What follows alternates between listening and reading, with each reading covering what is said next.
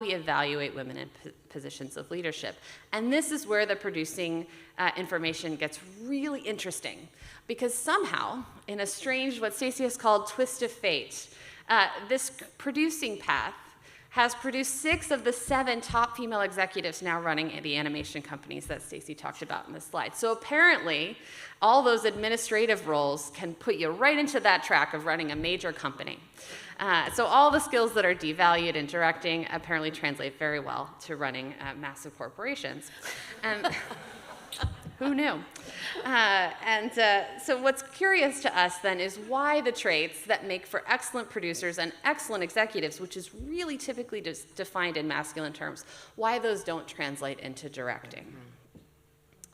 We also heard that in more general employment, there's a culture issue for women. They don't feel validated in the roles that they have. They feel that they're treated as inferior, that they're interrupted, demeaned, that they don't feel like their work is valued, and that there's just few opportunities for women. And this is really important because, as Stacey mentioned, when we think about belonging, this concept of fit, right, what role are you in, and does it fit with who you are, and the concept of validation, are you valued for the work that you're performing, really align to create that sense of belonging.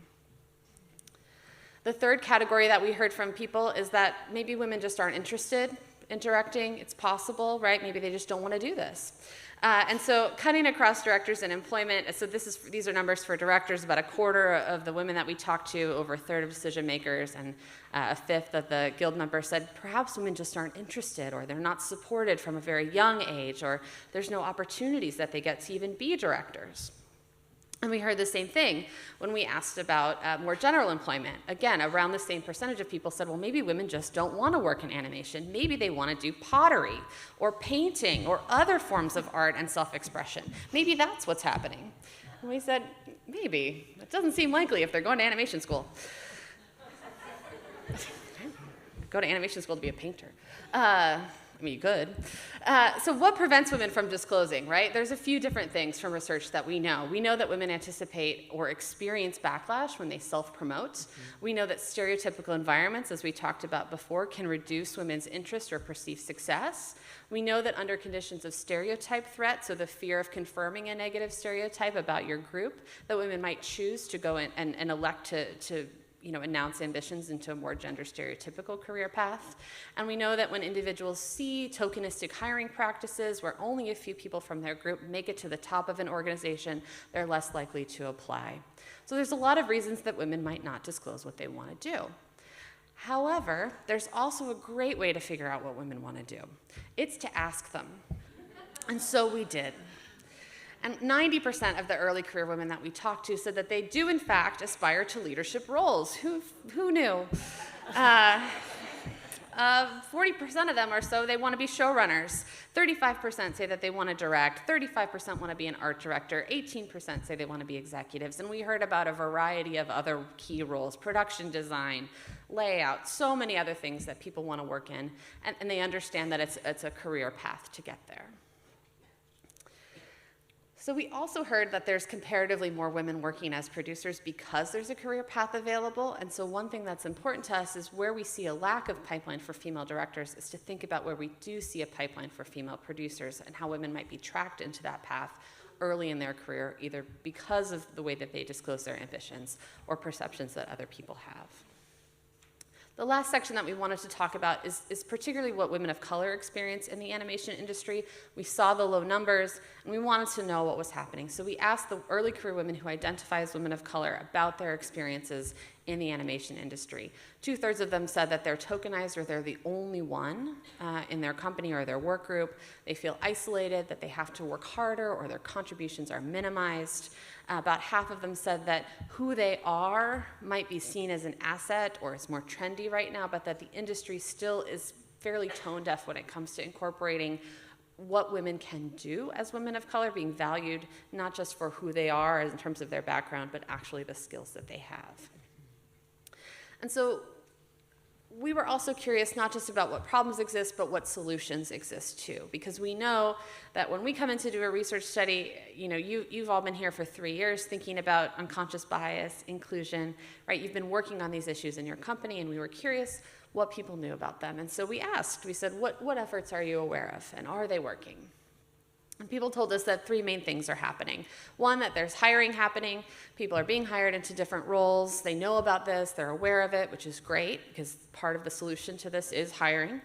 They know about events that are taking place, panels, mixers, opportunities to learn about the problem and the solutions to inclusion. And that companies are taking certain actions, whether it's forming affinity groups or putting policies into place, that all of these things are shaping the industry as it moves forward. Most people say that these are working, that these efforts are bearing some sort of fruit, but it's very slow, the progress. And then it's not a panacea, that there are definitely a downside to some of the ways that things are happening. We also heard from about 8% of the Animation Guild members that we talked to. They said that hiring standards they felt were being lowered to include more women, which is problematic. We also heard from about 18% that some form of backlash, either that men were pushed out or passed over, that the work product had reduced in quality, that experience was losing out to diversity, or that it's creating a rift in the industry.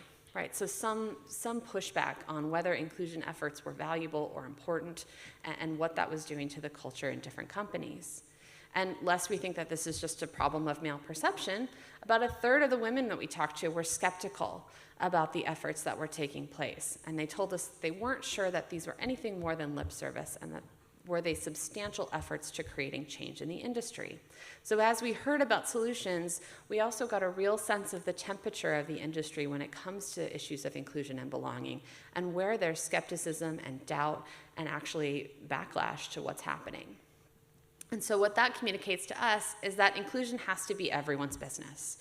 It can't just be for women. It can't just be for people of color. It has to be for everyone. And it has to be about creating cultures of belonging in organizations that make everyone feel a sense of fit and validation. And so in looking across the literature and the ways that you can create belonging, we wanted to offer 3 broad solutions for how to start to think about putting some of these ideas into place. The first is to cultivate belonging for all women, particularly women of color, and to think about creating fit and validation. We know from research in academic institutions that experiencing bias and discrimination can decrease a sense of validation, which is linked to belonging. And so obviously reducing bias and discrimination is crucial for making people feel that their work is valued and that they have a sense of fit in the organizations where they work. Second, to clear the air of stereotypes. So to make sure that people don't experience stereotypical thinking or processes in organizations. For example, women in math, there's this great study. They looked at how when they experienced greater gender stereotypes and more of a sense that learning math was an innate skill that some people were good at, they were less inclined to continue to pursue degrees in calculus. So they felt less of a sense of belonging and less of a goal to persist and carry forward in a career that they were good at and interested in initially. Third, to really communicate what the organization is doing. So research has shown that women who perceive that women ended up perceiving that an organization had greater procedural fairness for women, even when they were aware of diversity programs that were targeted to other groups. So telling people the work that you're doing, making those statements, and letting people know that inclusion is valued, it's important, and you're active in those areas is critical for women to see and anticipate that they will feel and be valued for the work that they do. And lastly, we have to think about how we define group membership and redefine it. And Julianne talked about this a little bit, but when we bring people together, to do so in a way that creates a larger group, a larger sense of who we are as an organization rather than just as individuals, but that the things we do are interdependent, they're cooperative, we all have a unique set of skills and a unique vision for what needs to happen. And when we're together, we're stronger and better. Everyone is part of this. The second thing that's really important, once you bring people into organizations, we want them to move through their career path and feel like they have a way to move forward and to move up into key positions of leadership. And it's critical that to do this, we reduce 2 things, subjectivity and ambiguity, because those are the places where these biases that interfere with decision-making or how we see people or different groups, that's where they thrive. So even if you create a sense of belonging and you hire people, your efforts will not be successful without reducing subjectivity and ambiguity in how people are retained, promoted or in otherwise given accolades in their organizational environments. And this can work in a couple ways. So first, making it clear what types of contributions individuals make to a task, right? So not just a sense of, Stacey, you did a really great job on this study, but to say, how did Stacey contribute to the study that we did? Because we know that when women's contributions to a task are not made explicit, they're rated as less competent than their male peers. However, when we make those contributions clear, they're perceived as equally competent, equally influential, and they're seen to have demonstrated leadership on a task. So to this issue of when you evaluate people, if you know exactly what their contributions have been, you can make an accurate evaluation of what they can contribute to the organization going forward.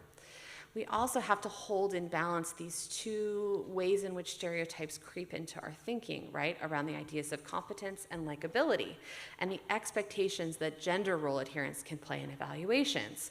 So the information that we use to make evaluations and the way that we use stereotypes can actually bias our judgments.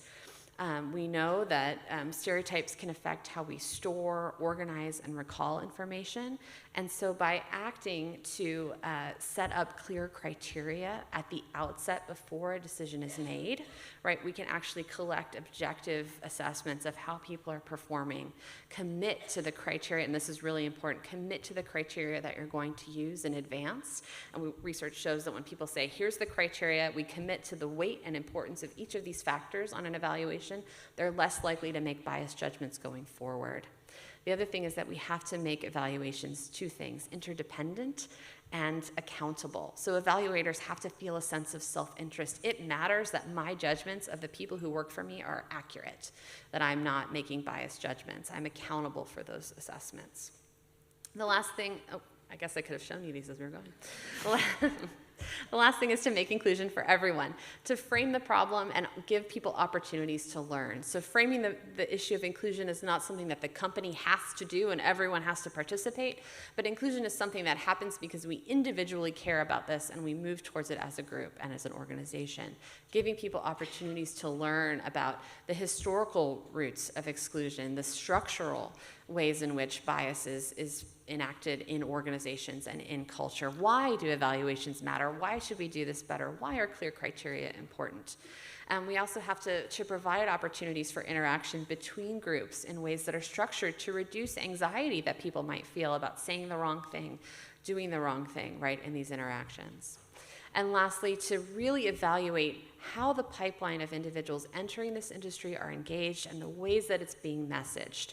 Because we know two things are happening. We know that Generation Z is coming. There are people who are born in 1995 or later. They're the most diverse generation, and they care deeply about issues of diversity and inclusion. And if they're not present, if inclusion and belonging are not present in organizations, it's going to be a turnoff.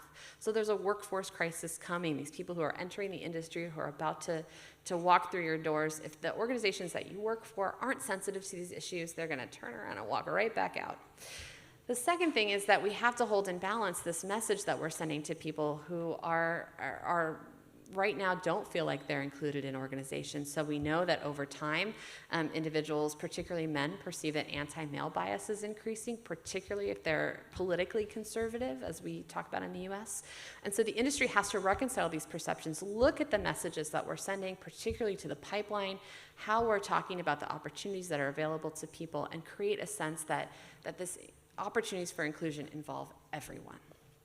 And so we're excited to share these thoughts and the ways that the industry can move forward, because we want to come back in a couple years, because Annecy is great and you all seem like a fantastic audience, and we want to see that things have changed. And so we're offering these as a way to think about moving forward and creating an industry and moving forward as an industry that really values all voices. And I think I just want to end on, if you can really think through strategically how Women in Animation, WIA, can really be a convening body, because there are two things that you have in your favor.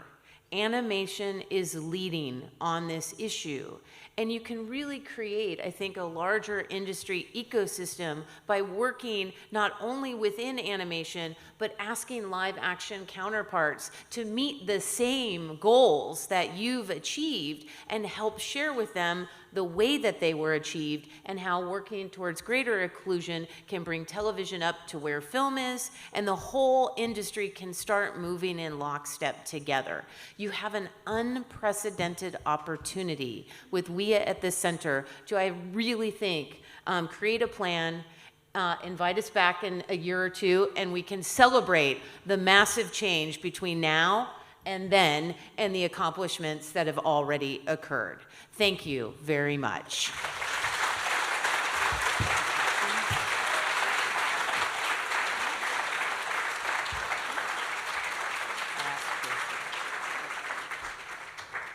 Is there time for questions?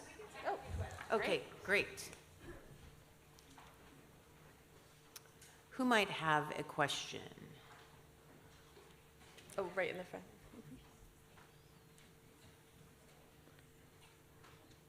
Go ahead. Well, I don't know if I missed something, but why do you think animation is most advanced than the live action world?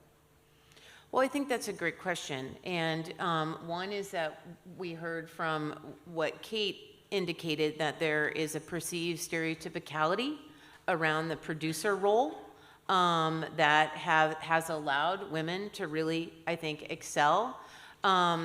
I think that there might be more stability in film with animation in terms of work-family issues.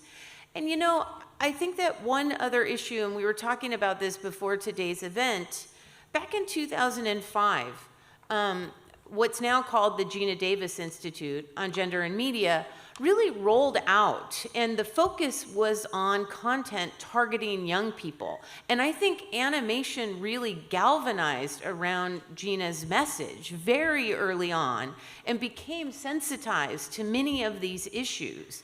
And what's interesting about the producerial information is it really reflects the life cycle of films, right? The gestation of how long it might take to create an animated film, those cycles of increases and the steady increase over time. I think some of the changes in the executive ranks had to do with some of the crises that the industry has faced over the last year and a half. And so it's never one factor, but I think it's a confluence of factors and almost the stability of the animation workforce vis-a-vis live action. A lot of people have to leave because of tax incentives or whatnot to work away from their families, and that's something that animation offers, I think, to some degree, that live action film doesn't. And I think the other part of that is that animation is set up more organizationally, right? So live action films, you have a cycle of hiring people for 6 to 9 months, or you're right, it's a lot shorter, and the productions actually form and then disperse, right? But animation happens within an organization, so there's a company structure that lends itself to some of these policies.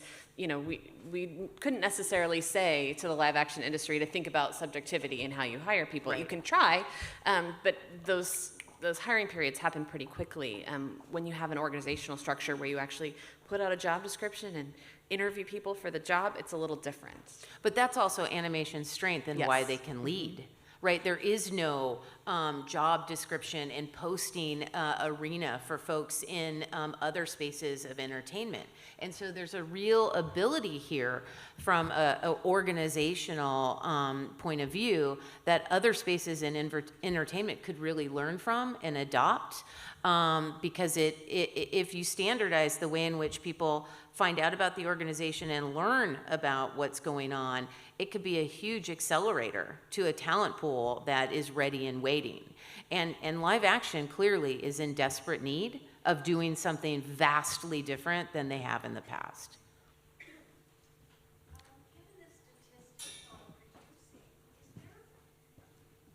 Given the statistics on producing in animation, is there an inherent problem with women hiring women? Well, I think that there's always an inherent problem.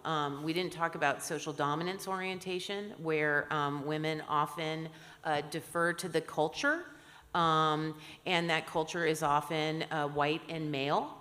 And if you have a woman who's high on social dominance, just like any other individual characteristics, she may defer to the culture rather than the qualified talent pool, right? She might pick someone that reflects the norms of the culture.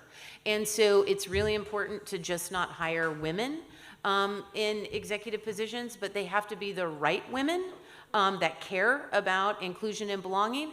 Or if you have a woman high on social exclusion or social dominance, giving them clear criteria actually reduces the likelihood that they just replicate the current structure, and that criteria can then facilitate inclusivity in their decision making. So there's a way to counter when women don't support, but women are absolutely part of this problem, right? Because if women truly, to Julianne's point, had a like me bias, these numbers would be vastly different. But folks are in a culture that has valued a very different point of view, and women often hold that exact same position. So given the numbers at the top then, I mean, how can that be addressed in sort of working with those that are in positions that can hire women to try and change that culture?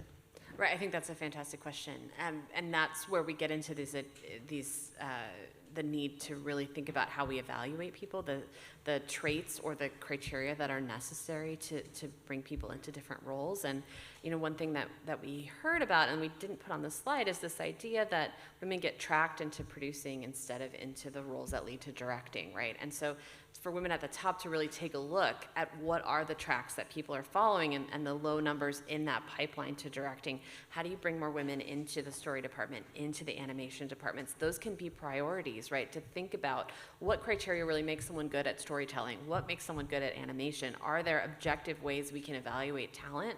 Are there objective ways that we can set criteria for promotions? And we know that in animation, and we've heard this over the last couple of weeks, that there's, or well, months, that there's a culture of sort of waiting in line, waiting for your turn, right? But how do we set this across the industry so everyone knows what's expected, right? To move into these positions, here's what you have to accomplish to do this, and then help these women at the top to think about how to put that throughout the organization. So there's a clear ladder for people to climb and a way for them to move forward into these roles of influence. Secondly, too, I think those numbers are relatively new, right? So we have to give these women time at the top to really roll out their leadership plan over the next 12, 18, 24 months. And so I don't think that there's been enough time, but I would love to say, okay, this is one point in time. What does their hiring look like moving forward? Because if they're just hiring white men, then the larger community should be holding them accountable for their decision making, because there can't only be white men that are capable, talented. I mean, how many? 7 billion people on this planet, and you have 6% of leadership roles going to women in television. That's a lack of really understanding the audience, right? There's a disconnect that shareholders should be crying out for and audience should be crying out for. So I think, it would be great to have all these women come together and really understand that they are in a power position that I don't think we've ever seen before. And how can animation lead really understanding the biases that they may or may not be aware of, particularly when it comes to subjectivity and ambiguity.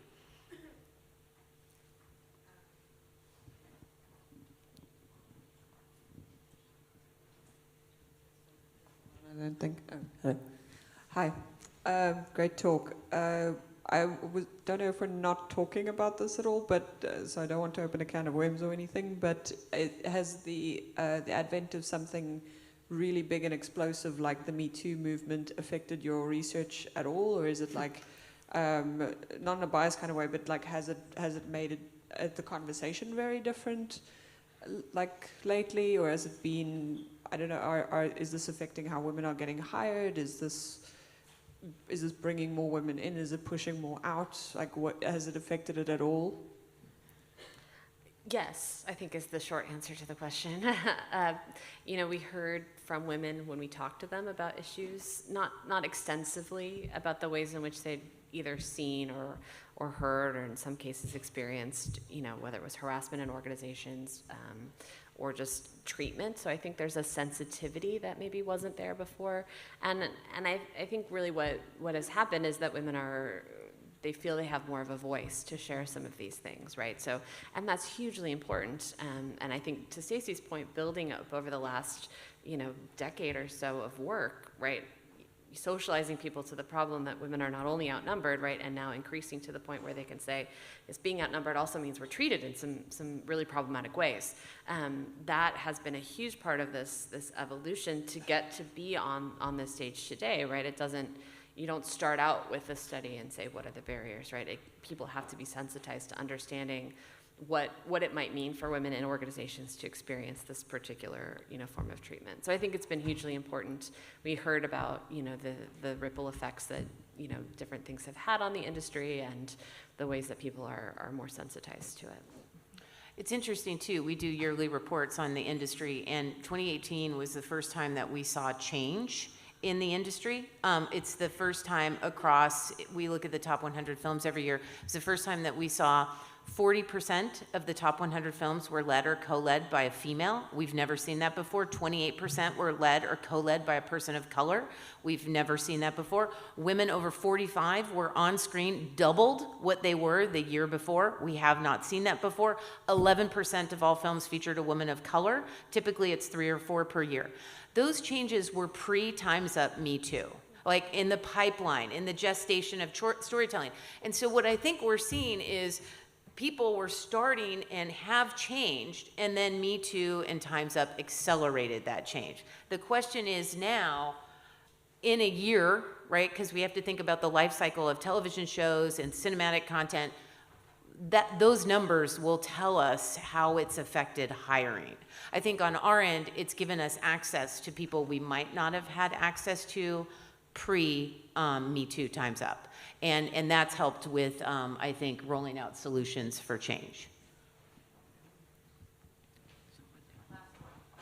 Okay.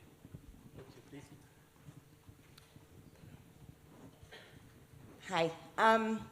So in your pipeline problems of women actually getting from 18 and 16% from story and animation into the 3% of directors, did you do a study on what becoming a mother does to affect those numbers and how the studios have or haven't done anything to support that, like daycare, on-site daycares, cheaper daycare, that kind of stuff? Well, we typically ask questions about issues pertaining to work-family, or we evaluate if they come up in the responses. And we've been doing this for several years, both in the independent space and now this large-scale study on animation. We actually don't hear this as a barrier that's top of mind for women. If they've made a commitment to be on a particular track, they've made a commitment, whether it's a director, a producer, et cetera. However, we know 2 things can solve this problem. Cluster hires, where you bring people in at a particular level all together, and fast tracking to the executive ranks, in addition to some of the things that you mentioned. And so it's curious to us that we don't hear more about that, whether it's flexibility in work schedule or issues of daycare or family leave. But I think the career women that we've spoken with over the years, if they've made that decision, they're going to do it independent, and their life is set up in a way to support that. And it's interesting because people often don't like to hear that answer because there are so many issues within these companies that need to be solved when it comes to these particular issues for men and women. Great. Thank you very much. Yes, thank you.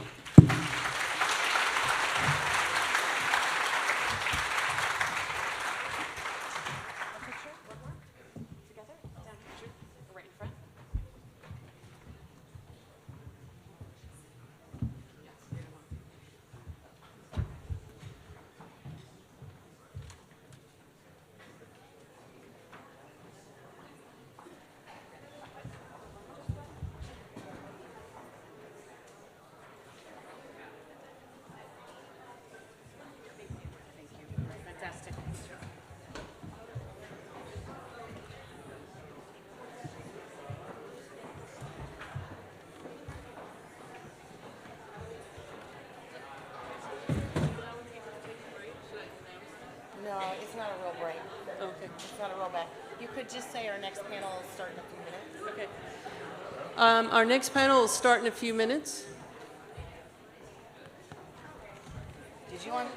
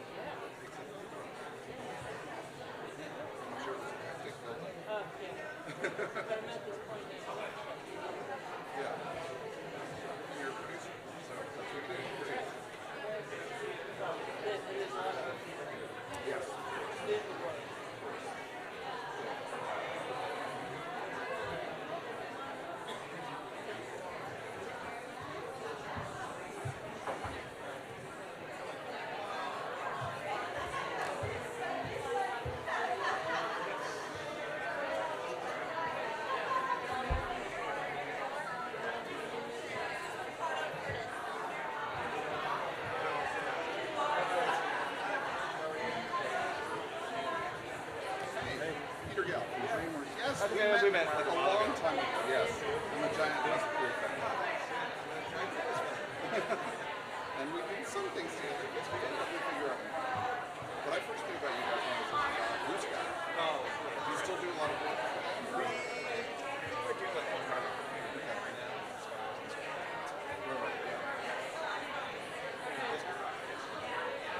So Michael and Yeah, they moved back. is Michael out there and Eamon? Can we get Michael and Eamon up here on the stage? I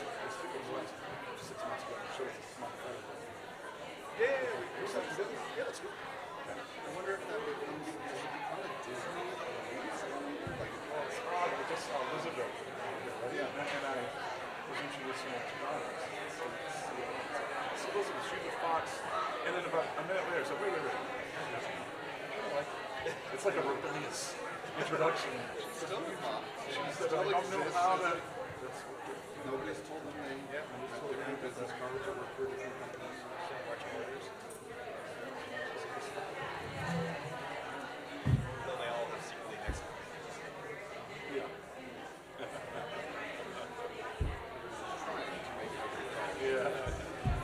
Mark. You know Michael, right? Yes. Michael, I'm Chuck. Chuck, Peter. Hey, Peter Gall. Nice to meet you. All right, how you doing? Good to see you. Kate says hi. Yeah. Like you're going to Barcelona.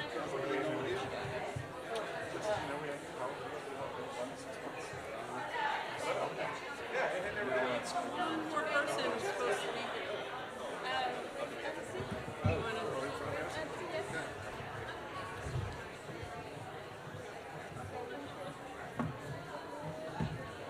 I'm trying to hide my belly. I can't do this. I have to do this. No side poses. Yeah, no side poses. I would say I look good in the morning in the mirror, but then. Well, then I'm trying to be taller. Yeah.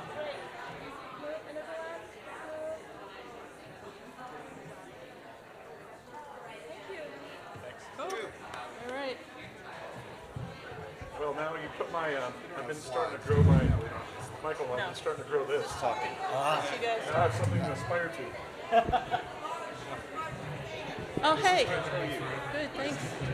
Do I do it again? Give them at the end. Oh, Yes. do it again. Hey, Okay, Chuck, how take you another doing? picture. Okay, see you. Last person that showed up. You're good, pal. We just could have Probably shot the end, I was right? gonna say.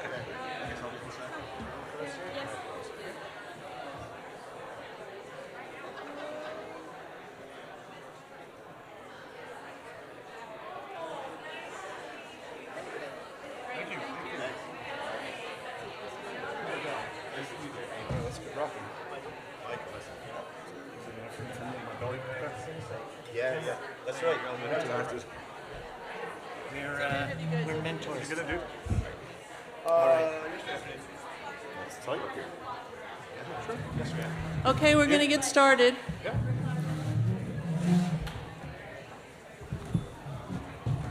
Yesterday, but Got it around like 2. you? Half the day. Yeah, it's alright. I came in. It's great sleep. It has bad. Oh, this is weird.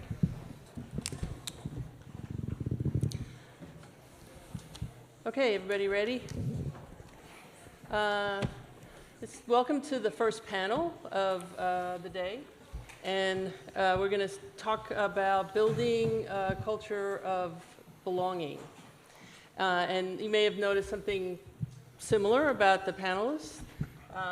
They're all friends of ours, and are going to be talking about it from their perspective. And now we're going to get into, like, we had a wonderful presentation and talking about numbers and statistics, and now we're going to talk more anecdotal and hear personal stories and perspectives on things. So I kind of want you to decompress from the intense numbers and get back into listening and thinking about people's stories. But I am going to share one statistic before we get started, which is that I read somewhere that when men deliberately get involved in gender inclusion programs, 96% of the organizations see progress in that, or as compared to only 30% when men are not engaged in this work. So it's a really, I think, startling number for us to think about and to realize the critical importance of having the support of everybody, in particular of our male friends, in the work that we're doing and trying to create a community of belonging and diversity and inclusion. So one of the first things, though, that I think we need to talk about is the engagement of men in this work. And in private life, many men, in fact, pretty much everybody I know, will say, they support gender parity, they really believe in it, and yet are not necessarily speaking of it publicly or advocating for it in the workplace. And I think it's an important question for us to explore and to think about. And it seems like that men are in some ways unsure of how they should be engaged in this work or can be engaged, and what would that look like, and a reluctance to ask about it. And so today what I'm hoping that we'll do is that we can we can help and show what some of those, what that might look like, what are some of the possibilities of how men can be engaged in this work as well. So let's introduce you guys. And we'll just start with you. Just tell folks who you are and where you work, what you do. Okay, I'm Peter Gall. I'm the Chief Creative Officer of DreamWorks Animation for television. And I am lucky enough to oversee an incredible creative team that produces about 23 shows now for a range of different networks and buyers and streamers. And we have about, I think, 850 people right now working out of our studio in Glendale. I'm Michael Fukushima. The short form is up on the screen there. I'm, in addition to studio head, I'm the executive producer of the English Animation Studio at the National Film Board of Canada. The NFB is a Canadian governmental agency, so I am in fact a Canadian federal civil servant. Yep. We primarily produce auteur short form animation and long-form feature documentary at the National Film Board. My name is Ricardo Curtis. I'm the president and co-founder of House of Cool. We are an independent boutique animation studio that specializes in pre-production for feature film and television. I'm the kind of creative head, and we've been around 15 years. We mainly service larger studios like the Disneys and Sonys and Foxes of the world. Hi, everybody. My name's Chuck Peel, and until I met Michael, I thought I had a good goatee. I've got something to work for. I head up strategic partnerships for a company called Real Effects Animation Studios. We're about 25 years old. We started in Dallas, Texas. Not really the hotbed of entertainment, but we decided we're going to make animated feature films one day. And 25 years later, we've got a studio up in Montreal, so we put that in about, say, just over a year ago.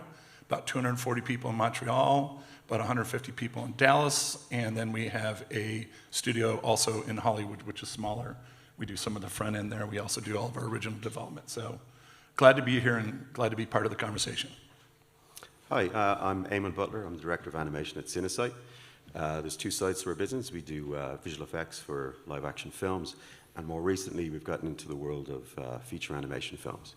I'm also a partner in the company, which means I get to have a say in how we do things and how it's run.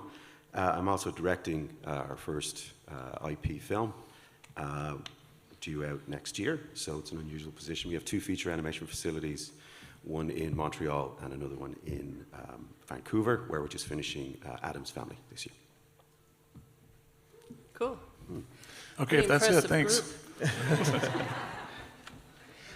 So I'm going to just, throw out questions and let you guys respond to them in no particular order if you feel inspired. And you don't have to answer every question, and so we'll just see how this goes. So going back to talking about engagement, I'd love to hear from you. Why is it important to you personally? Is gender parity important to you personally? And I really want to sort of bystep the, women in your life who are important, and you see that this is affecting them. I'd really like you to try to talk about how it impacts you personally and directly. So why is this an important issue? I mean, I can honestly say I think we've never seen a more competitive time in the animation business. There are so many places trying to produce so much, and I think it's a matter, one issue is just being as competitive as possible. We want the best people working in our studio, and if you're not looking at the entire workforce and if you're not trying to find the very best people, regardless of gender, then I don't think we're doing a very good job. So just straight competitive purposes, I think it's really important. Yeah, from my perspective, given my face and given my name, accessibility into the industry has been crucial. It's been part of every day of my professional life and my academic life leading up to this. So I know firsthand how crucial access, inclusion, and a sense of belonging, creating a sense of belonging is to any individual's success. So for me, it is, it's not about the women in my life, but it's entirely about me. And, I have benefited from the results of that. So for me, it's crucially important that I do the same. I think for my studio, inclusion is important to us, just based on how we're built. The owners of the company, and me, I'm black, and my partner, he's Chinese. So that's just part of how we're built. But there is also, just like Peter's saying, a competitive advantage.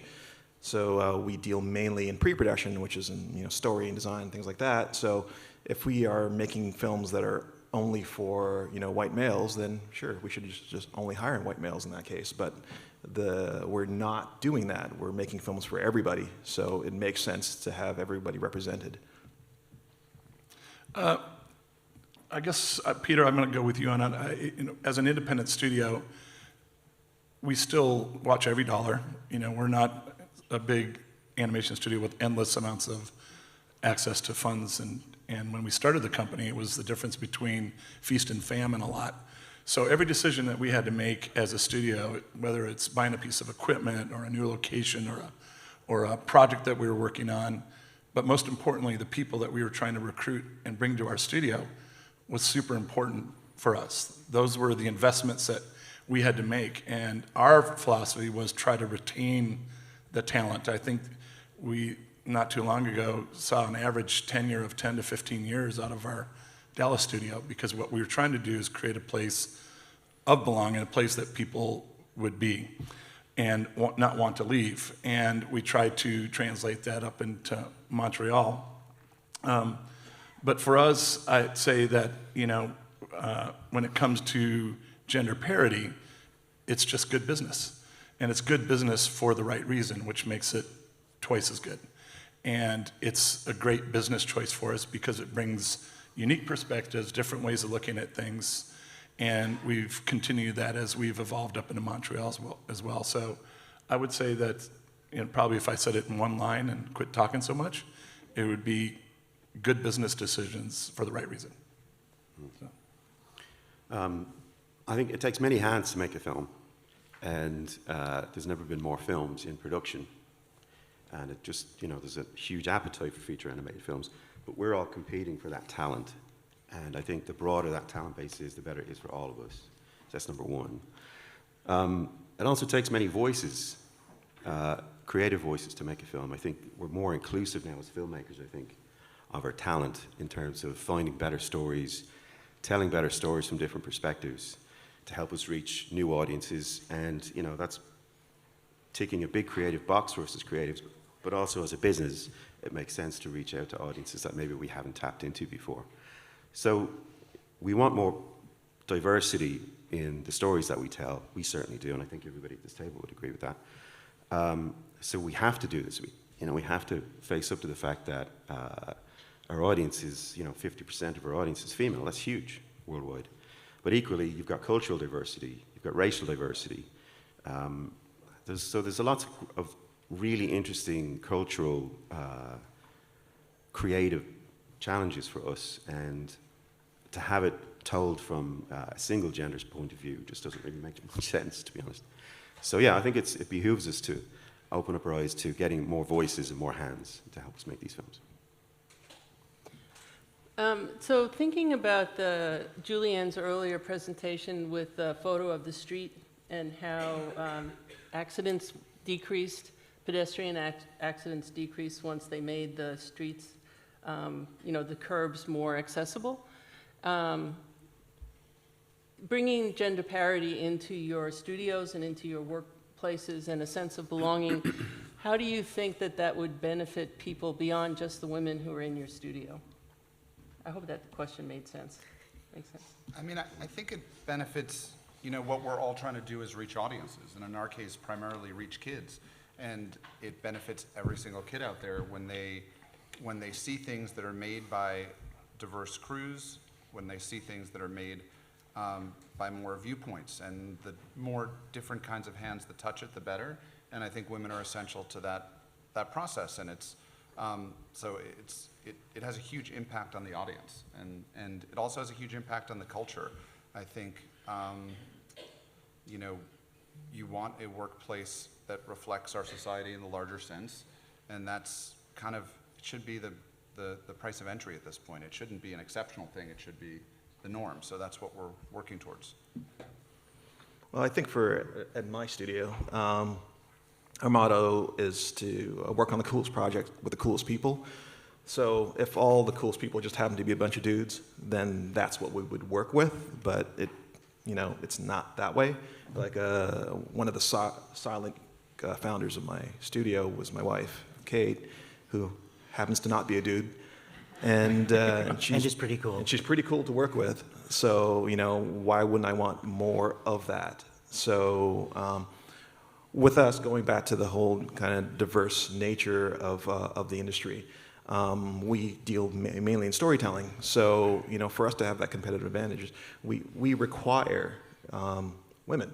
We need women, old women, young women, just women in general, and that goes to say with guys too, old, young, from different races, some gay guys and stuff like that, because you have a bunch of different viewpoints that really helps us create a better working environment. So it's fun, but it's also necessary.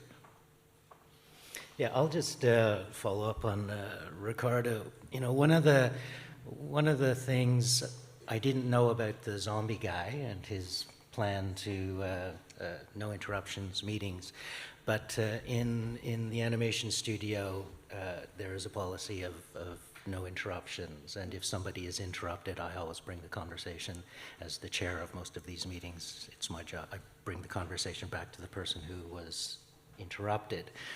And there's also a culture of questioning that exists in the studio, and everybody in the studio is free to question. They're free to question me directly. They're free to question me publicly in meetings, and this helps the entire studio feel more confident. Feel more confident about their role in the studio, about how active they get to participate, and they know that they're being heard in a public forum in the studio. They don't just have to come to my office privately and speak to me, they can actually stand up and speak. And it changes the nature of a studio. It changes the way people in a studio interact with each other. And you know, developing a sense of belonging is developing a sense of immense self-confidence in all of the people who work in the studio. And you know, this can only lead to good things. You know, sometimes it leads to me being embarrassed in public, but you know, that's life. I've been there long enough, I can take it. But you know, for me, that's the core goal. Actually, sorry, can I jump in? I think that's a great note about confidence.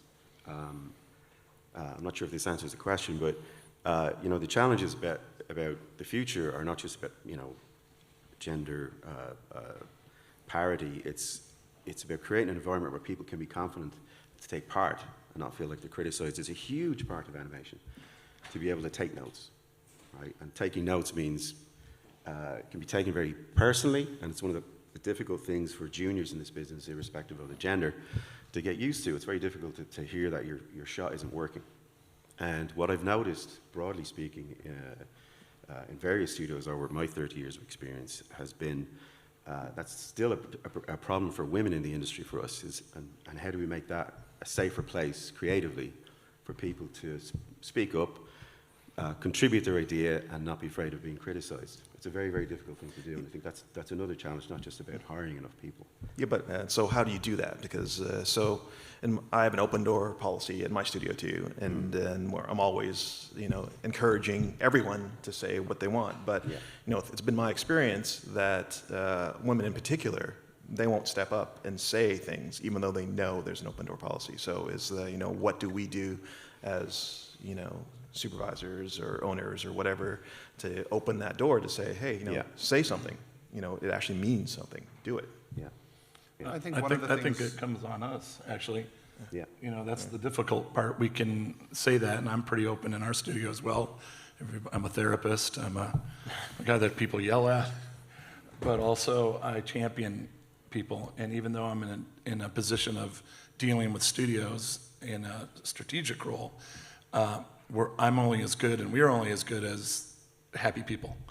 And so we've had instances, I won't get into details of them, where I know there's something wrong, and it takes trust in me trying to pull something out of somebody that that they want to speak. And sometimes it is a woman that just feels maybe uncomfortable or feels that there will be a little backlash. I think that was in one of the prior presentation. I think that's a very real thing. So.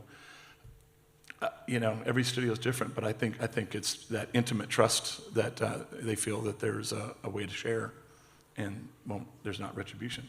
We need it, or we don't know. I think it is an interesting question of how you get the best work out of all kinds of people in your studio. And one of the things at DreamWorks we've been pretty proud of is that we've taken, in order to get more women in positions of leadership, we've taken some pretty significant risks. So we have, you know, recently gave a show to a 26-year-old showrunner with very little experience, an incredible storyteller and incredible talent, but very little experience. And what we've learned through that is, you know, taking that risk is a good thing, and that's the first step. But then if you don't support that person in their journey to become the best producer, showrunner, leader, you can't just give them the job and then expect them to figure it all out on their own. Maybe that extraordinary person will be able to do it with no support. But we're trying to start mentorship programs and support those people that we're giving an opportunity to a little earlier than we might otherwise. And then in meetings, if that person, you know, you have to sometimes say, turn to that person first, and turn to that woman first in the room and say, hey, what are your notes on this? You know, you have to give that permission if they're not taking it on their own to show them that they bring incredible value to the discussion. So, Marge, can I add the original question? I love where this all went. By the way, that's awesome, Peter, because, you know, like you said, you got to give it to them, but you got to provide the level of support for success. So, this panel is also about not being Pollyanna and trying to be real.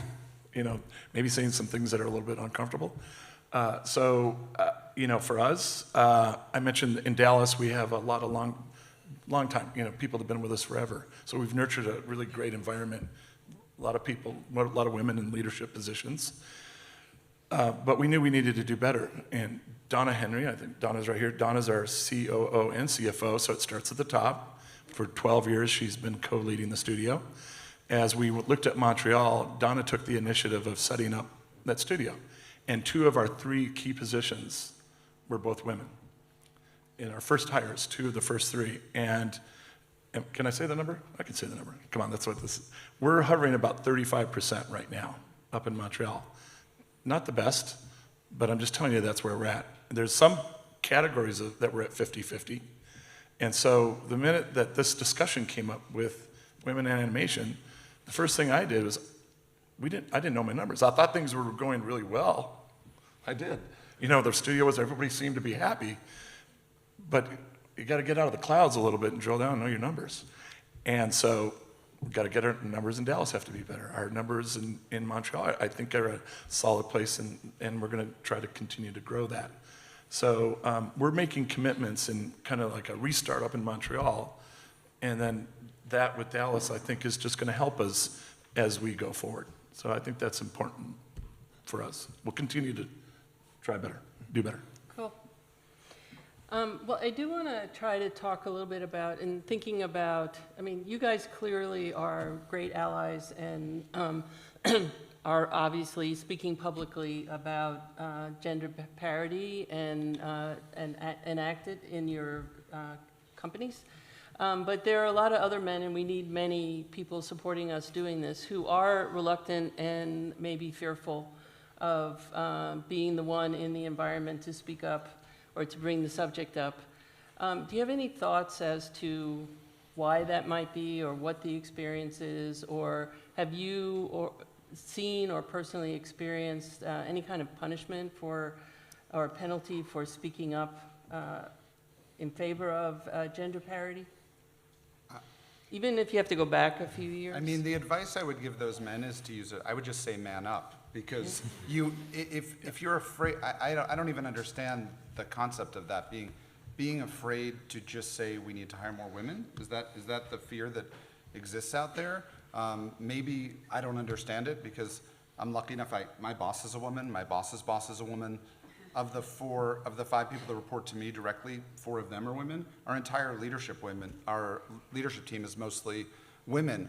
But I've never experienced or seen any negativity towards it. I think the problem is that people just aren't spending enough time and energy thinking about it. So it's not just a come to a panel and then talk about it and go away. But I it think needs to be every day. But that's what I'm talking about, is the thinking about it. That's the raising the question, raising the issue, because it does tend to, I mean, that's like the number one thing that women in animation, I feel like our job is to continually beat the drum, continually to remind people that this is something that we need to think about and we need to take action. Or you end up in situations where you look at your numbers and you go, wow, they're not as good as I thought they were, right? And it's because you have to have this, but we need, many people all across the board beating that drum. So I think that's what I'm talking about, not do you talk about we should hire more women or not, but it's more just talking about the issues, and we'll move into talking about, creating a different kind of work environment. I mean, maybe it's not fear, maybe there's other reasons why it's not something that people think about. I think that from a male's perspective is that males are just thinking about themselves most of the time. So like the whole concept of, we got to think about gender parity is something that we think, yeah, that's great, we should do that. But most of the time we don't think about that. We're just thinking about what we want. And then someone comes along and says that, maybe we should get some girls in here because their point of view is different and it'll actually help. And then we think, oh, that's good for me too, let's do that. So it's not that, at least most of the guys that I work with, we're not purposely trying to say that, women aren't good, let's not work with them or anything like that. It's just that we just don't think about it. So, as a leader in my business, it's my job to actually think about that and say that to the, the rest of the management team, saying that, Okay, if we go back a few years, when we first started the business, or when I first started in the business 25 years ago, I mean, gender parity would be impossible because there just weren't enough women actually in the business. So, but now it's different. It becomes something that we can actually do, and if we pay attention to it, it can actually happen. I think the USC folks hit the nail partly on the head, or very much on the head, when they talked about backlash. I think there probably is a bit of fear of backlash from the middle-aged male white directors who now, may not get an opportunity for the next 5, 6, 7 years to direct because things are changing, because corrective actions are happening. That's probably, I can imagine that feels like a risk. I don't think it's a risk. There's Julianne talked about the unconscious bias, or I can't remember which bias it was, but where you, somebody just makes the assumption that that kind of film, directed by that kind of filmmaker, is not going to succeed because the last 2 films directed by a person like that didn't succeed. There's no statistical evidence to prove that, but there's a bias against that. So I think, we just, as Julianne and as the USC researchers are saying, we just have these quite set in concrete primordial prejudices within ourselves, all of us, and within the industry, that just have to be cracked open, broken open. And I think if, I've been at the board, the NFB, for 30 years. I'm at the top of my career. I really don't have anything to worry about speaking up. But I can imagine that a young male executive, maybe in his 30s, comes in, he's starting up, he sees something, he sees a future ahead of him. He's going to be reluctant to risk that future on something he thinks is uncertain. But my response to that is, you're in a position of power, and you have a social responsibility to use that power for the benefit of the collective. And Why do you think that he might see it as a risk? because there will be that backlash. He will be, if he has an open door policy like Ricardo, 6 of those 45-year-old male white directors will walk into his office and say, "What the hell? Well, I had a project in the pipeline and you terminated it for her." He's not going to want to confront those 6 or 7 directors who come into his office, and he's not. Maybe the CFO will come in and say, "Well, what are the? Do you have the statistics to prove that this is going to be successful?" And maybe he hasn't done his homework, so he doesn't know. He's just going to be uncertain. But you do your research if research is what's needed. Pull up the USC study, and then you just stand by your convictions that the collective good needs this work to be done. I think he's on to a really interesting point here, which is, I can imagine a situation where we would have a male showrunner who wants to start staffing a show, and maybe he's selected all board artists that he's worked with before, and they're all men. And then, we have no problem taking that on a little bit, but there may be an exec one level down who doesn't want to take on that fight with that showrunner and possibly create a rift with talent. And so they may be a little tentative about either taking it on directly or raising it up in the organization. Luckily, we have enough scale, so I think if we do have a situation like that where a show is heavily male, we can counterbalance it by creating different opportunities. So on Shira, for instance, our writing room was entirely women. Our directing team was entirely women.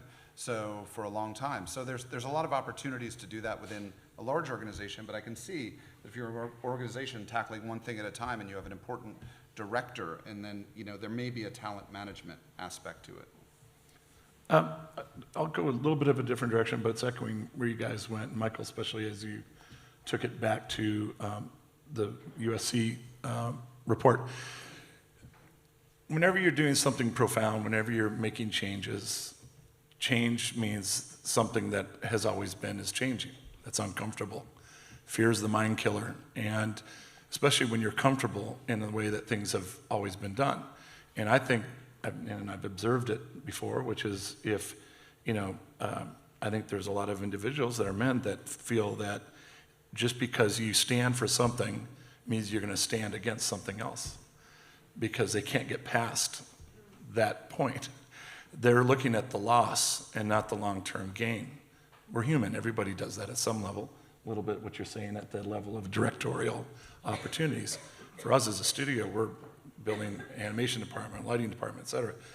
They're generally collaborative, but I think at the very basic level is if you can get past that, and I think the idea is that, get out of that fear factor and get into the longer term view of how you build a studio. And we're trying that every day we can. I just think that there's, in some areas, it's a challenge to, people think that this is a threat to my job. So. Yeah, to Chuck's note, I think change is really hard. Especially if you're successful as a company, or as an artist or as an individual, and you've got mileage, got years under your belt. It's very hard to accept that, I need to change now. Why? I've had success. I'm creatively successful, financially successful. So it's very difficult. So I think with all the corrective stuff that's been happening, with the Me Too movement and whatnot, particularly in our industry in animation, I think there's a lot of men feel shame about what's gone on, and irrespective of whether they feel particularly responsible for it or not, we do feel a bit of shame about it, and it's wrong. Stuff shouldn't have happened. It should have been caught a lot earlier. But what's not happening is this for men. Men don't have a voice in this, weirdly. For a male-dominated industry, we don't do this kind of thing. We don't talk about the male perspective. We just get on with it. So what you have is an industry full of individuals who aren't really trying to figure out their perspective and how we can work with women. So this kind of conversation, I think, is really helpful for that. But what it's highlighting is actually we're working apart. We're not working together as men and women. And it takes men to actually get together and talk about it, and talk about their fears, talk about what they're trying to protect for themselves, talk about, male qualities like ambition, working really, really hard, sacrificing. These are all things that we've all done to get where we are. But that's being threatened now for a lot of men. So I think we need to talk about that and be honest about it and see how we can work together better. How do we make that happen?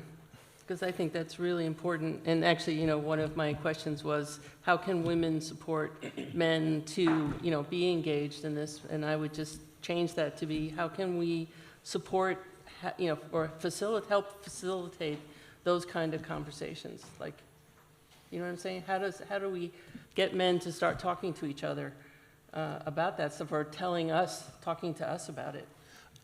I'd say it's as simple as finding your advocates and those that are authentic about it, hold us accountable, and be, partner with us on our conversations and our strategies internally as a studio. I mean, I got to tell you, coming in, Donna watches every dollar we spend. And when she said, "Hey, we want to sponsor women in animation," you're right. Jared had said this is important. I felt it was important. Well, we thought we were going to come in and I'm not tooting our horn here, but I thought we were going to come in for like $1.50 or something.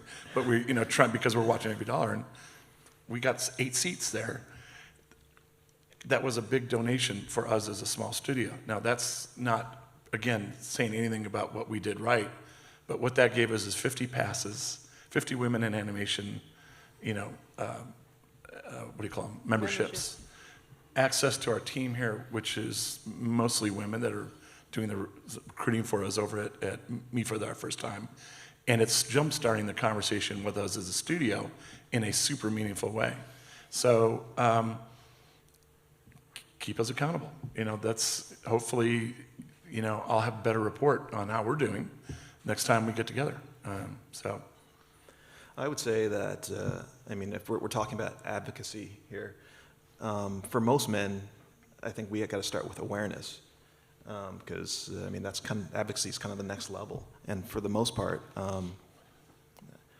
if I were to make an analogy to it, I'll take one of my experiences. So just replace, sexism for race. in the story. So in the late 90s, I worked at a large studio known for making toy movies. And security got called on me because they said there's a black man in the studio. And so it was just like, I got defended by a bunch of people there. So, but the whole thing was, were they racist? Was that a racist act? Well, yeah, it was. But are they racist? No, they weren't, because they're habitualized to that idea, and that's what they're accustomed to, and nothing's ever changed. And now things are changing, so they see it differently. And I think it would be the same way for women in animation in our studios. Is like, first we got to make them aware of how the structure of the studio, how many women are in it, what they're actually bringing, and then we can start being advocates for it. Yeah, I think it's tuning into the frequency. Anybody bought a new car lately, like a Volkswagen Bug or something? A friend of mine bought a Beetle, and she goes, "Now I look everywhere, and everybody's got a Beetle." Well, did everybody just buy Beetles? No, they were there, but you get tuned into the frequency of the thing that you're focusing on. And I think that's echoing what you're saying, is that this is the frequency that we're happily tuning into, and it's something that you got to just keep advocating, talking about, and doing. And you'll keep seeing beetles everywhere. I think you have to allow for human nature and be tolerant. I think that's what's missing right now. I think it feels very unsafe to be a man in this business, and to say, even open your mouth feels really unsafe for a lot of men, particularly because of the level of punishment that's going on. A lot of men are afraid to say anything. So in as much as we need an environment to be safe and encouraging and nurturing for women, we need the same thing for men right now. And we need to sort of take the steam out of this and allow people to talk and communicate in a way where they can be allowed to make mistakes or have opinions, and give people room to change. That's what really, I think, a good studio should be, tolerant. And I think it will take time. It's not going to happen overnight. And it's not going to happen with the type of culture that we're seeing on social media, where it's extremely aggressive. That doesn't help, I think. So yeah, a little bit more tolerance of both sides would be, I think, a really good way forward. And then it's just talking and communicating and making sure people are respectful. That's really important. I think tolerance is obviously, we should be tolerant of a lot of things, but I also think men have a responsibility to speak up to other men and to not tolerate sometimes the language of, I have trouble with men talking about opportunities being robbed and taken away from them, because I think there's enough opportunity out there, and it's time to not, you can be nice to people, and you can express sympathy, and you can try and show them that you care about their career, but at the same time, I don't think we can long-term kind of tolerate that a little bit, and men need to speak up to other men also, and not allow things to be said that kind of create toxicity in the environment. Yeah, it's 2019. Jesus Christ. Yeah. Exactly. I'm sorry. I may be out on the radical fringe on this, but there are certain things in the world today that deserve a zero tolerance policy. Mm-hmm. Racism deserves a zero tolerance policy. Racist acts, racist words, racist language. Sexism, sexist words, sexist language, sexist actions in a workplace that is not intended to be a sexist workplace need to be called out, and they cannot be tolerated. Mm-hmm. And I apologize if that means half of a studio has to be fired, but if it means half of a studio has to be fired, then half of a studio has to be fired, and you're going to replace them with 30 people who share your progressive and forward-thinking philosophies and beliefs. It's 2019. It's we can no longer tolerate this kind of behavior. I apologize for saying that, but we just can't. I think you're correct in that, and I think it's the attitude of guys of just seeing things and not saying something about it, because I think that we kind of lump in the whole idea of sexism with, working with someone who's an asshole. It's just like, yeah, that guy's a jerk. It's okay. I'll keep working with him. Where it's just like, oh yeah, well, he's sexist. He's like, yeah, that guy's sexist, but it's okay. Well, that's okay, not okay, and we got to make sure that we let those people know or get rid of them. And it's not just in kind of a hiring decision. I think it's in a lot of creative decision-making that happens in the studio. I was in a meeting recently with an animation soup who was describing choices about, he said, well, you know, she's really feminine, so we're gonna animate her this way. I said, what does that mean? What do you mean by feminine? He's like, you know, like real, like a woman. I'm like, no, what are you saying? Like, use grown-up words. Is she incredibly forthright? Is she shy? Is she excitable? Is she challenging? Is she, like, what words? They're actual words. And so I think we need to challenge those stereotypes at every level of the creative process in order to create the change. They meant curvy, right? He actually said at one point, you know, like a real, like, Southern belle. And I'm like, no, what does that mean? Yeah. So, yeah, it's... Layering it on top, Yeah. another layer. But I also think that it's also a matter of, you know, taking the opportunity to understand women better, you know, in our choices and, you know, why we do things and whatever. So it's like, I mean, another analogy would be like, you know, when guys date, you know, is she going to be good looking? You know, is she a good conversationalist? All this sort of things. Women, when they date, you know, is that guy going to rate me? And a guy would never think that, right? So we have to understand, you know, why they're making decisions, you know, what's going to help them feel more comfortable, that sort of stuff. You know, one of the big things that came up, which you sort of talked about, and I kind of expect I might know what the answer will be, but it's a question that just keeps, I want to say plaguing us, but that's probably not the right spin on it. But, you know, that we keep thinking about, which is you know, in going for the concept of belonging and creating work environments where everyone belongs. And you have people, in particular, you know, I got to read my long list. Hetero, cis, normative, able-bodied males feel excluded or villainized in these conversations. And let's take out the thing of, you know, they feel like their jobs are threatened. Let's just say they're entry-level people who are coming in, who are seeing opportunities being given to other groups of people. How do we build a community or build a work environment where these people, who also are not to blame for who they are, may not feel completely welcome? You know what I mean?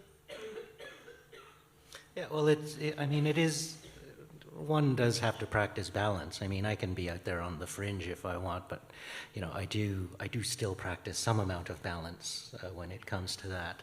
And, you know, to use your example of an entry-level position, an entry-level position is, you know, it's a leap of faith by me, the studio head.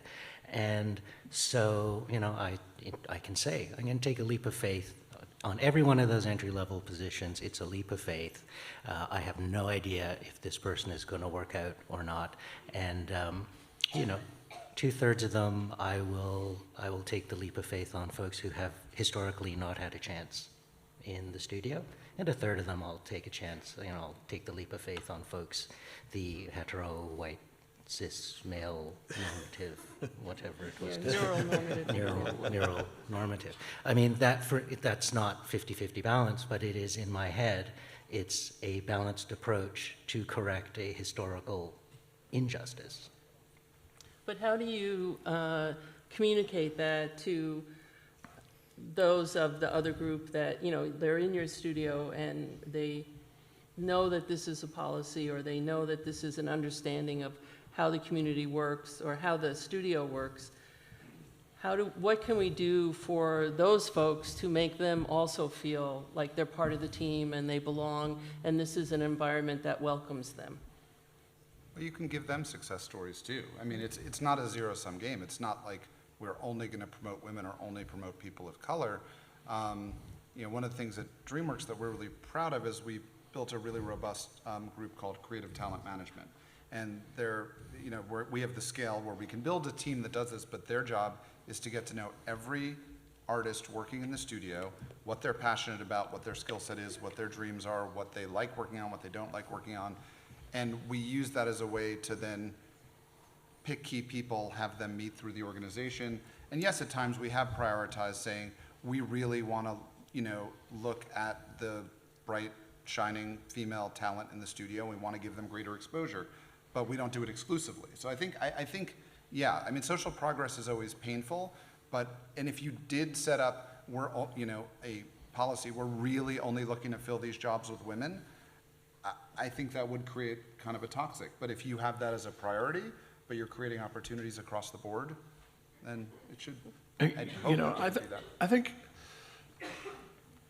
everybody has to be, especially in a leadership position, we all have to be singing off the same song card, is that how they said it, whatever. We have to be reinforcing the same values when it comes to this topic at every corner. It doesn't just start with HR or recruiting, and this is, our line of, why it's good to work with our studio, but it needs to operate at every level with every person. So every touch point is reinforcing it. So I think the importance comes down to having a culture of a company that reinforces the idea of belonging. And that's an organic thing. That's a thing that just happens by itself. You don't whip it up and say, hey, we're going to have a great culture. A great culture comes out of being safe and feeling that you actually have a voice in something. And when you set that, I think those that maybe feel that they are on the fringe and are threatened, but they see that the culture of the company is this way, at some level, I love your last line, Jesus Christ, 2019. That's awesome. That says everything. At some level, if it's a culture you just can't fit in, then maybe it's not the place for you. But I think we afford them every opportunity to see that they can have success within that environment. So I think it kind of goes down to the core, that. Well, I was curious to, did you want to say something? Yeah, I was just going to add to that. I think I totally agree with what Chuck is saying about creating a culture where people feel engaged. And animation's a great culture for that, where you can have a say, I think, in all the studios that are represented here today. And I think getting people to speak up and take part will invest them more and make them feel like they're part of the team. And that's something that I think would address that note. And I think also the great leveler is in championing quality, irrespective of who you are and where you're from. The quality of your work, your effort, your talent, if that's rewarded, that sort of very much evens the playing field, I think. Because it's difficult to reward people for anything other than that. I think that all reasonable people want to, correct this historical injustice, right? It's not going to happen overnight. But within the studio, if you have people who were, kind of at the top, and it was, I guess, maybe more advantaged for them, I think you just have to basically tell them, that this is not affirmative action here. You're here because you have the skills. I'm not going to hire someone just because she's a woman above you, even though she has lesser skills. But if there's a tie, I'm definitely going to hire the woman, right? Just to try to even that out a little bit. So, I mean, I think and in my studio at least, they'd be okay with it. I don't know if everywhere else. One of the questions that I was going to ask earlier, which we started to touch on, is how does culture get built in a studio and in a work environment? I mean, I don't think it is just a magical thing. I think there are, concrete things either that go into that. And so what's been your experience? You've all worked in many different kinds of places. I'll add, since I kind of hit on that a little bit, maybe the part two of that is, I love food. I don't know if you know that, but so here we are in wonderful Annecy, and we're getting our dose of bread and beer and cheese and all these incredible things. And there's something that is common. There's a secret sauce to all those. And it's a different kind of a culture. It's yeast. It's a fermentation process. And if anybody cooks or is a chef, I'm not, but you just got to get out of the way of it. The more you jack with it, the worse it gets. You got to let the yeast rise and put it in a little warm spot. And my mom would say to me, quit pinching the yeast roll on top of the fridge, or leave the cheese, do what cheese does. And I think that's culture in a company. I think it's a good way to view it, is that I don't think culture can be created. We've had an executive from a major studio come to our studio a long time ago and was very enamored by kind of the spirit in Dallas. You know how it is. You just walk into a place like your place or any of these places, and you can kind of feel it. It's palpable. And the question was, how did you create this? And we said, no, we didn't. Just happened. No, really. And I would argue that culture, if it ends up on a checklist in senior management, or if it ends up to be a to-do item, you're already behind.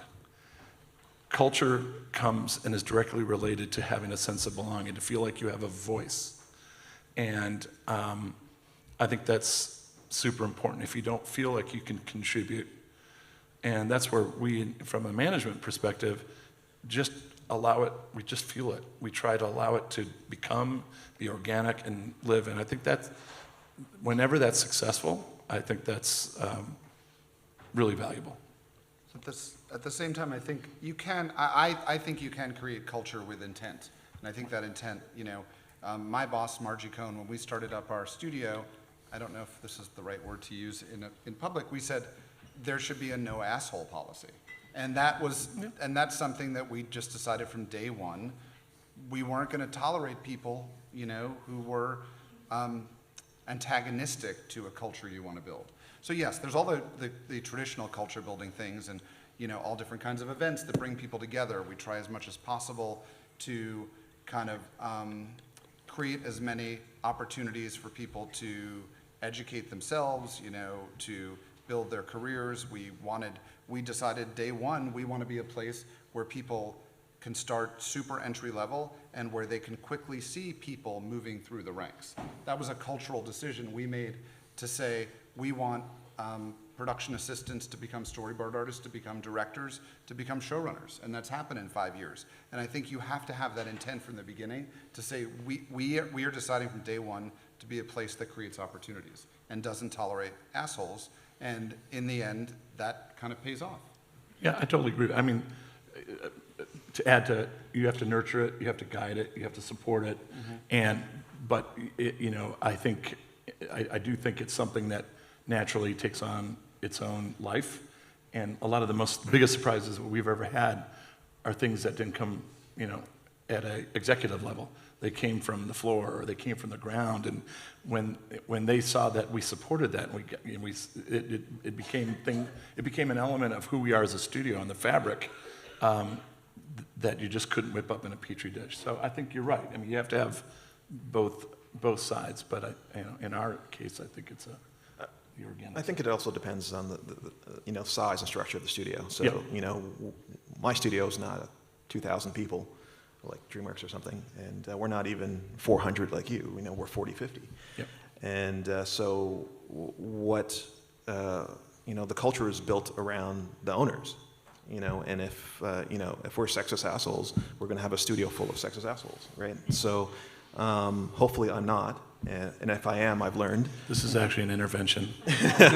Sorry, Ricardo.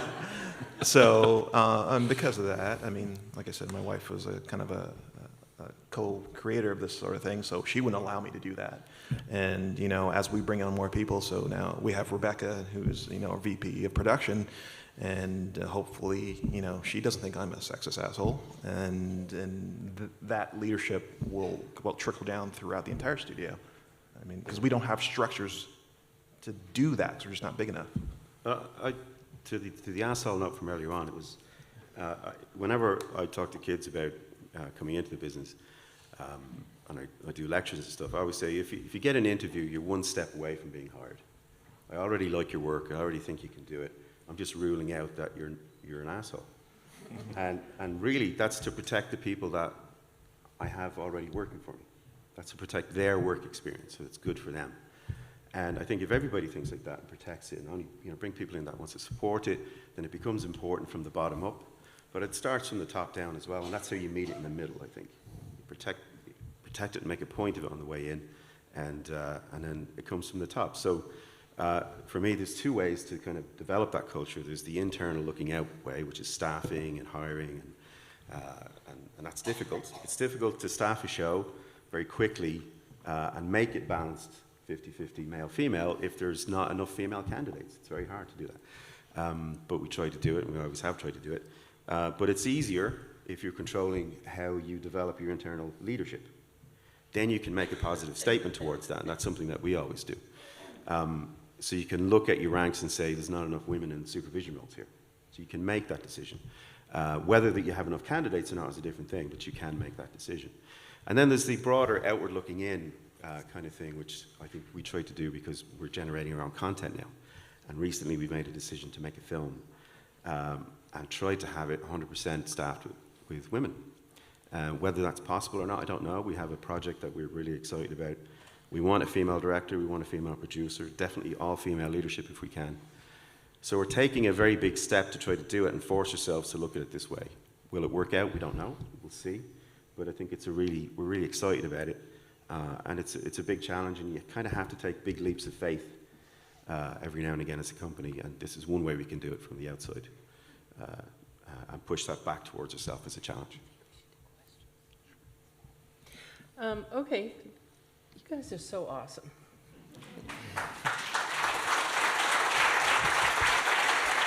We are going to open it up to some questions. We have about 5 minutes. So, are there any questions out there? I can't see. Yeah, there's one over Oh, there we go.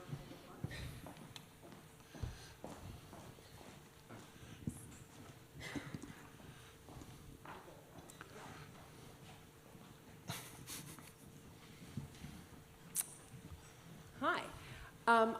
My question is to Peter. When you said that 26-year-old showrunner, is she the youngest showrunner you've ever had? Yeah, So by you've never had a margin. guy showrunner that young? No.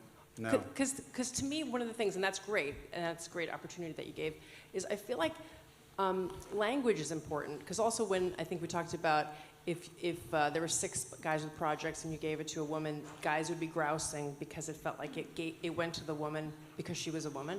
And I feel like just something to think about is just the language that we all use, especially in positions of leadership, because I'm glad that was the youngest, because I was going to ask, like, if we don't single out them as being the woman that we hire or trying to get the women in, and it's just humans that are talented and have a lot to offer, I think that is going to help the people not feel like they were robbed by a girl. They were just, like, somebody had to win that competition. And if it had been another guy, would they have not groused, or would it have been just the different language around grousing? So to me, it's something to kind of think about, I think, for all of us, is like the language that we use around the women that we choose, the candidates that we have, the skill sets that they have, the reasons that we think that they're talented enough to get the job, and sort of celebrating the stuff that they bring. It's an important point, because maybe by highlighting the fact that she was 26, the perception could be that she got the opportunity just because we wanted to create an opportunity for young women, which is actually not the case. Probably 15 different showrunner candidates pitched on that project. She was by far the strongest writer with the strongest point of view, and earned it if she had, regardless of age. Right. But it was risky only in the sense, it wasn't creatively risky, it was risky anytime you hand over production to somebody who hasn't done it. And I think we would probably take the same risk on a 26-year-old man who was incredibly creatively promising. But I just know that, one of the things that's been plaguing the business is this idea that there aren't as many women with as many years of experience. Sure. And so that decision becomes one, you have to take that risk more with women. Right. Because there will be just sheer years of experience less. Absolutely. And I'm not saying that you would do this, it's just, it seems like the discourse, if it had been a young man, you might say, oh my God, he's a phenom, Right. he's so young, and yet he's getting this great opportunity, and so the conversation just changes. And so I think it's important for all of us to be sort of cognizant of what the conversation ultimately is. But anyway, great, I look forward to seeing her show. Okay. It's Shira, it's already out. Oh, there you go. Well done then. Yes. Other questions? Hello, I'm over here. I wanted to ask, how will you incorporate culture to a global audience? Because Sorry, you have to fill us in a little bit more. I'm not sure what the question is. I see the trending in film and television, and it's going towards a more global audience. So how would you incorporate, like, universal and global culture? I'll start with one. I think there's a lot of things that contribute to that. I wish I knew what our statistics were, and I'm not a math guy, but our Montreal studio, which is 240 people, do you know how many countries are represented? Donna? You know what? I'll get that information. We did while we were looking at our chemical makeup of the studio, and coming out of the clouds and taking some ownership on where we stood in women in our studio, taking a look at the number of countries that are represented all over the world in our Montreal studio. Montreal is very diverse as far as that goes, and it got us excited because if you sit around a lunchroom or looking in any of the meetings, there's women, there's men, you're black, you're white, all ethnicities are represented in this really incredible tapestry. We don't have that in Dallas as much. It's Texas. But, we still have it there, and it's very important. So I think, being purposeful in recruiting and trying to figure out ways to be diverse in a lot of ways is super important. So, I'm a Jamaican who grew up in Canada, so I don't really understand the question so much because does global mean not American or just everyone? But so if you're looking at my studio, Toronto's a very diverse place, so it's just full of diverse people. So I guess we're diverse. Do we work on diverse projects? Probably not, because most of those are coming out of LA. So I don't really totally understand the question. Okay, I'm sorry, I'm getting all the signals from all different directions. But thank you, gentlemen, so much for spending the time with us and sharing your perspectives.